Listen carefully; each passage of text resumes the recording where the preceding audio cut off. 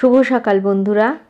আমার রোজকারের যোগাভ্যাস করতে করতে তোমাদেরকে বলে দিই, আজকে আমি তোমাদের সাথে শেয়ার করব সর্বাঙ্গাসন। সর্বাঙ্গাসনের পদ্ধতি, উপকারিতা এবং নিষেধ, অর্থাৎ কারা কারা সর্বাঙ্গাসন অভ্যাস করতে পারবে না। চলো তাহলে শুরু করি। শরীরের দুপাশে দুই হাত রেখে চিত হয়ে সোজা হয়ে শুতে হবে।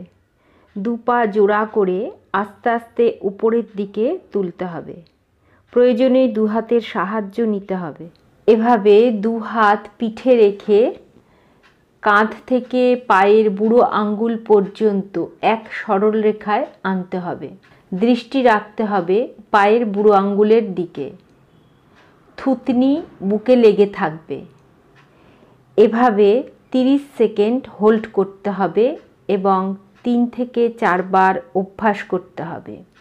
অর্থাৎ 3 থেকে 4 বার অভ্যাস করতে হবে এবং প্রতিবারে 30 সেকেন্ড করে হোল্ড করতে হবে। অভ্যাস করার সময় শ্বাস প্রশ্বাস থাকবে স্বাভাবিক। প্রতিবার অভ্যাস করার পরে অবশ্যই শবাসনে 15 থেকে 20 সেকেন্ড সময় পর্যন্ত বিশ্রাম নিতে হবে। অভ্যাস করার সময় লক্ষ্য রাখতে হবে দুই হাত পিঠে বেশ আলগাভাবে যেন থাকে। হাতের উপর কোনো চাপ বা দেহের ভর যেন না পড়ে। এবার বলি সর্বাঙ্গাসনের উপকারিতা।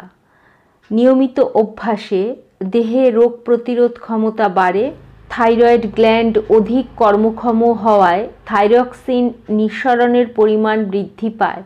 ফলে দেহ নীরব থাকে ও হঠাৎ কোনো রোগ আক্রমণ হতে পারে না। দেহের স্বাভাবিক বৃদ্ধিতে সাহায্য করে। টনসিলের দোষ দূর করে। কণ্ঠস্বর পরিষ্কার হয়। দৃষ্টিশক্তি বৃদ্ধিতে সহায়ক। দেহ বিপরীতমুখী হওয়ায় আভ্যন্তরীণ যন্ত্রাদির ভালো ব্যায়াম হয়। কোষ্ঠবদ্ধতা দূর করে। স্নায়ু দৌর্বল্য, মাথা ধরা, অনিদ্রা দূর করে। ঘাড় ও কাঁধের পেশির গঠন ভালো হয়। ভেরিকোজ ভেইনস আরোগ্যের সহায়ক। সর্বাঙ্গাসনের পূরকাসন হচ্ছে মৎস্যাসন। সেই কারণে সর্বাঙ্গাসনের পরে অবশ্যই মৎস্যাসন অভ্যাস করা দরকার। উচ্চ রক্তচাপের সমস্যা যাদের আছে তারা এই সর্বাঙ্গাসন অভ্যাস করতে পারবে না। এছাড়াও 12-13 বছর বয়সের নিচে সর্বাঙ্গাসন অভ্যাস করা উচিত নয়।